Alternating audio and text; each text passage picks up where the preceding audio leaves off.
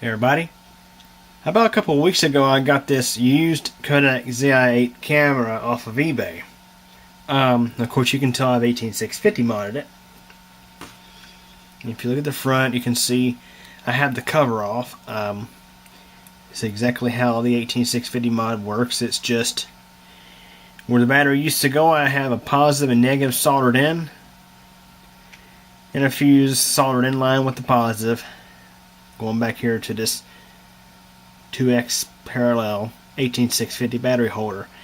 Camera originally ran on 3.7 volts, and these are of course 3.7 volt cells, so it's just like a regular battery to the camera. I bought this camera again off eBay. The listing said possibly needs battery, so I was like, okay, it's gonna need a battery. Well, it got here and I noticed it was completely dead. Did not power up at all. And when I plugged in the USB port into the computer, it used to have a USB thing right over here, which I, of course, gutted it as part of the 18650 mod. Pulled the USB thingy off. So I popped in the USB thing and no lights came on, nothing. No indication of charging. Now, for example, the PlayTouch Zi10, when you plug it in to charge a battery, it would actually show you some sort of indication, and I'm sure this probably is the same as well. There's a little LED right there. But nothing at all. I was like, weird.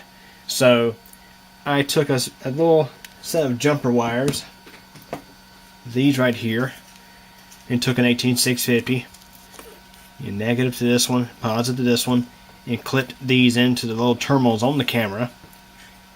And the camera started up and ran okay. So, okay, perfect. It just needs a battery. Well, I will go ahead and proceed with the 18650 mod. Pop some cells into the camera, load into my weather case, which, yeah, this is the new weather case camera. Here's the weather case. Pop it in, put it outside, let it film a sunset. It goes for about 3 hours and it cuts off. So, okay, it filmed for 3 hours. I bring it in and I try to start it, and usually when these cameras shut off due to low battery, you can later turn them back on and run for a few minutes before they shut off again due to low battery. But it started up and immediately was flashing dead battery, and shut off. I noticed the battery voltage was at about 3.4 volts. So I noticed that the thing had been sitting for a while, but just a part of the camera felt just maybe a little bit warm. Like, okay, this ain't right. The thing should not be drawing any power, or shouldn't be heating up when it's turned off. Which, I mean, is true. The thing should not be pulling much of any load on the batteries when it's turned off. But that's not the case with this camera. Let me go ahead and grab my multimeter. Well, first I'll go ahead and just power it on right quick, show you that it does indeed start up. So there it is. It starts, it runs, just like a camera should. You excuse all the fingerprints all over the thing. I didn't really take a chance to clean it up because it's kind of getting replaced here in a moment. It's going to get serviced rather. So the current voltage of our cells is 4 volts, 4.00. So that's not too bad. That is the turned on load voltage, by the way. Power the device off. Let you see the voltmeter this time. Do the same thing.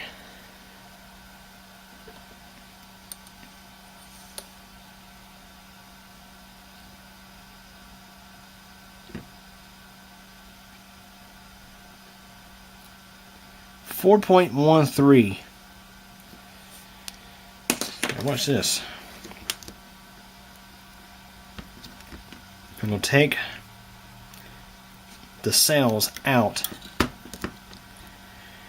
Okay, so when the camera's off, the voltage of the cells unloaded versus loaded into the camera should be the same. So we had 4.13. See what we have now. but we have 4.14 or 4.15. That isn't right. Now check this out. We'll go with just one cell. I'm going to set the meter to current.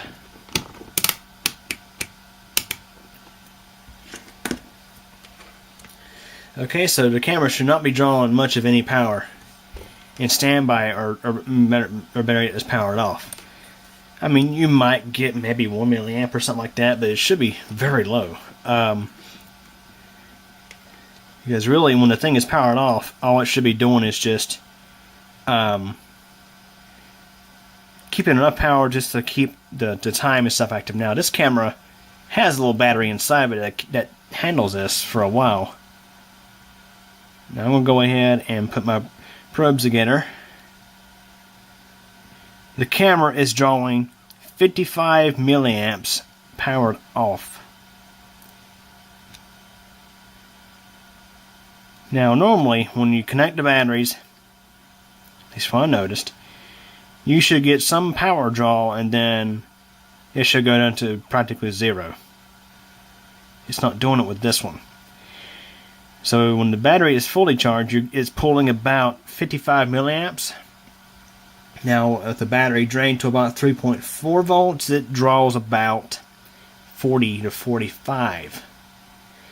So we have a fixed form of resistance in this camera that is drawing down the batteries. Yeah, guys, it wasn't, well, the battery in the camera was bad, but the camera killed it. The battery, it's around here somewhere. Let me find it. The original battery to this thing has been drained down enough to where the internal protection circuit has locked it out. Okay, here's the battery. Original battery to the camera. It's a Kodak Zi8 This is the same battery that originally came in the Kodak Play Touch I have, which I'll be grabbing the Play Touch to do a demonstration with in a moment. And when we try to measure voltage on this little guy, we get absolutely nothing. Now, when I 18650 modded the Play Touch back in 2016, I dissected the original battery.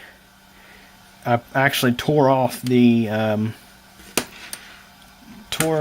wrapping off of this and actually pulled the little circuit board off. And the actual battery pack was registering voltage. However, the protection circuit was locking it out because it was drained down too low. Which that battery was made by Panasonic, and I think this one is as well, because we have somewhere on this guy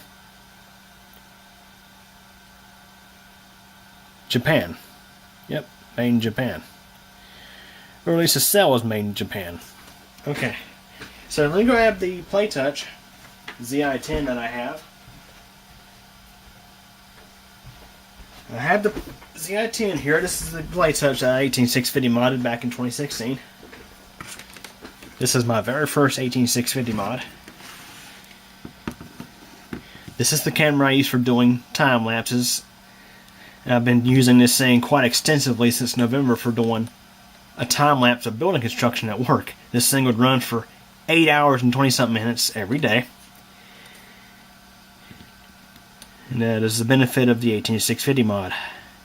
It is longer run times between battery changeouts.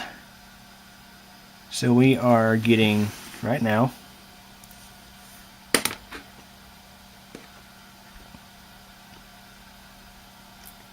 if I can get my, there we go, 3.63 volts.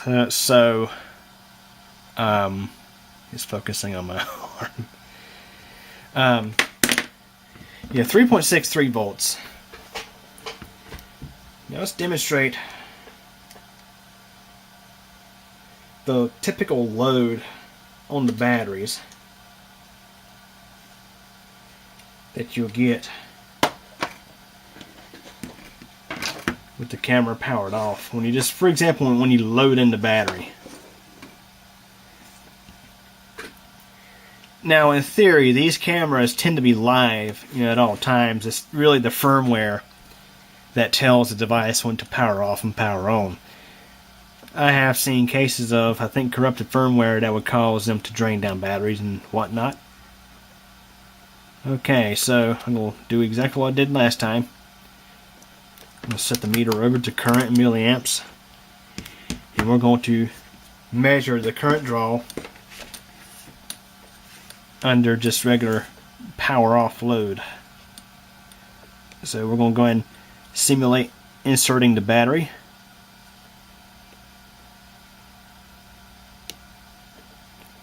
Give me a second here.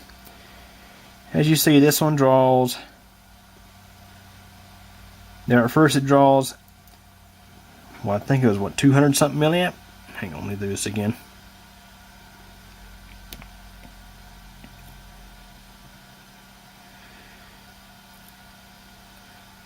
Like 160 something milliamps, and now it goes down to not even 1 milliamp. So this is really all it's doing there, and again it's focusing in on my arm here. All it's doing is it's just drawing enough current to keep the circuitry alive in sort of a sleep condition. Maintaining the system clock, maintaining the system settings, that kind of stuff. And I think the battery that's in these cameras, some cameras have a little bitty battery in them on the circuit board that stores. It's like a CMOS battery in a computer, but I think it's rechargeable, and it charges up off of the inserted battery. So that way, when the battery is pulled out for a little bit of time, it doesn't lose all your settings. So that is the more typical load characteristics that you would find from a camera like this. So I'm not 100% certain on whether this camera is experiencing, well, grab one of these cells just for this show you, for example. I don't know if it's firmware related or hardware related. I think it's hardware related because in the listing it showed there was a small little bit of damage to the back of the camera. A little bit of cosmetic damage, which, I didn't care about that because obviously the camera is getting 18650 modded for the weather case. So we're going to do that again. Do a little load test. This cell is again 3.6 volts. So we should get a different amount of draw. 46.7 milliamps. So it varies with the amount of voltage going to the device. So obviously we have some sort of failure inside here. Now I just went back on eBay and bought another camera. Another Zi8. I got lucky this time. I happened to find one that was listed as for parts are not working because it had a bad LCD screen.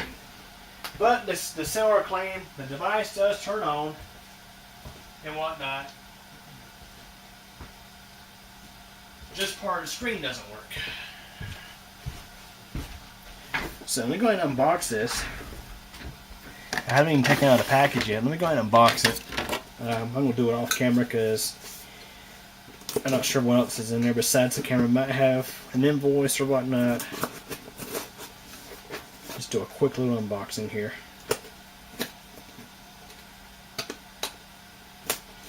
I got this one for, okay, if I didn't mention I paid, I think it was $18.99 for the first one.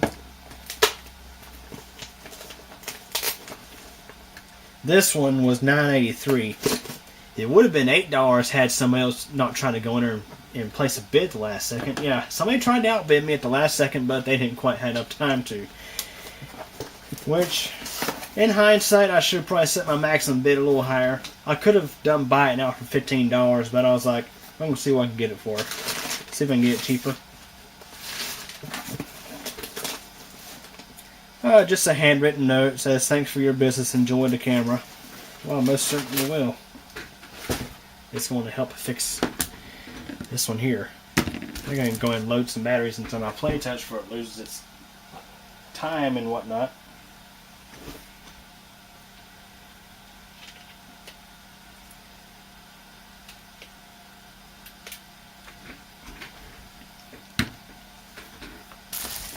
Okay, so this packed very well. So $9.83 with free shipping. So it still keeps my investment less than $30.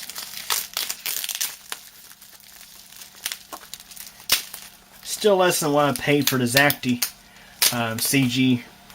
CG102 camera I'm filming with now for Cube Computer Channel. And it's funny, like a day after I paid for this camera, or no, a day after I got it in the mail, I saw a listing for a DXG, let's see, some DXG camera that had optical zoom and whatnot, but it was for like what, $15? And it's not tested. That's what they said, not tested. Okay, so here's the camera, and again, as I mentioned, this one here did not power on at all. It did not do anything. So let's see if this one here will power on for us. And it does.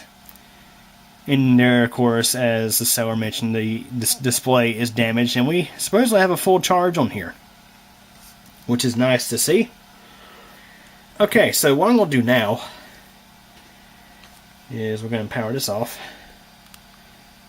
One thing I noticed about this camera is it rang very hot when in use, which I think is normal for this camera. It has a big copper heatsink on the front and a heatsink on the back.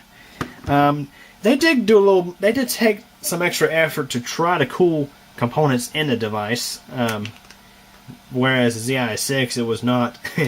Pretty much no effort was taken. I'm going to pull out this battery, which is a good. I'm going to assume this is a good battery.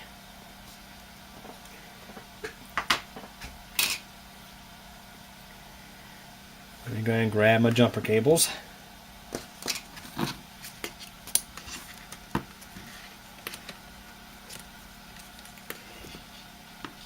That's the positive.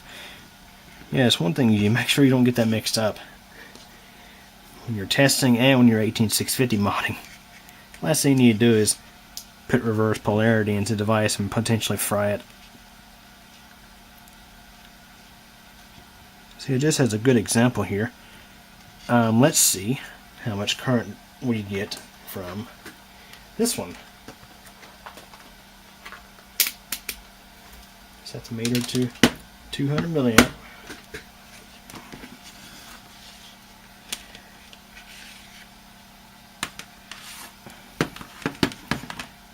It's gonna be a little tricky.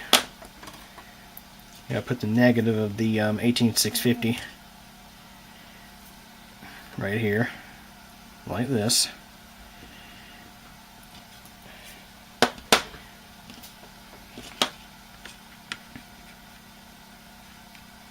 Try to wrap the positive of this one around one of the terminals on the meter, since the meter is in series in current testing.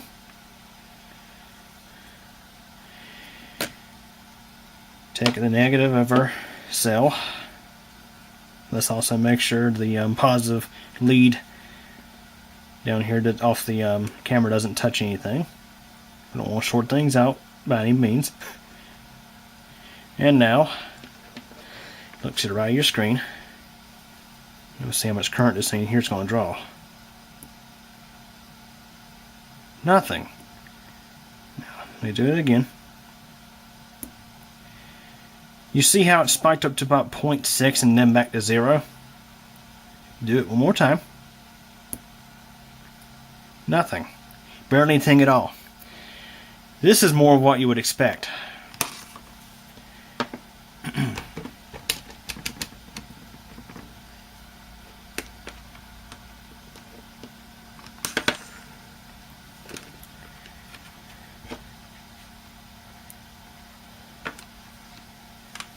Let's check the voltage of our cell, and of course make dang sure you don't forget to set it back to voltage.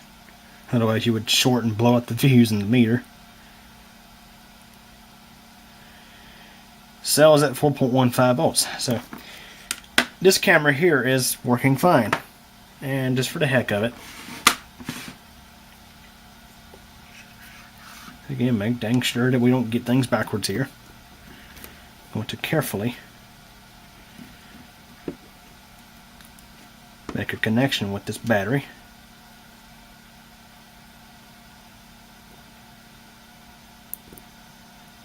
And we'll try to start the device.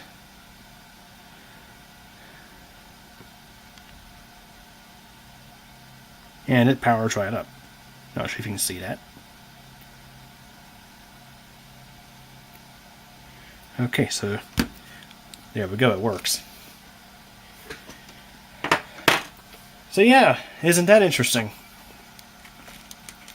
Not sure how often this happens, but yeah, what's going on is this camera here is pulling some sort of a parasitic load on the cells when it shouldn't be. You know, it shouldn't be drawing much of any power off the battery when it's powered off, but it is.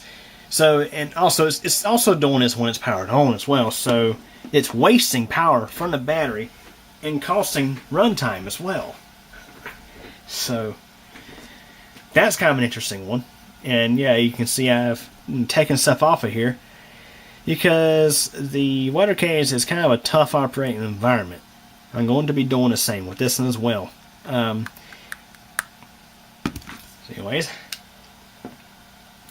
it won't be too much effort to swap this over. So I'll be swapping out, what I'll be doing is I'll be swapping out the back of this and the LCD display over into this device. Pull out the USB port thingy, and I have to drill a hole through the remaining plastic to give access for the wires to come through and whatnot. So anyways, hope you guys enjoyed the video. Thanks for watching. Well guys, that's it for this one. But it doesn't have to be. There's plenty more videos on the channel to check out. Also, if you liked the video, please click the like button.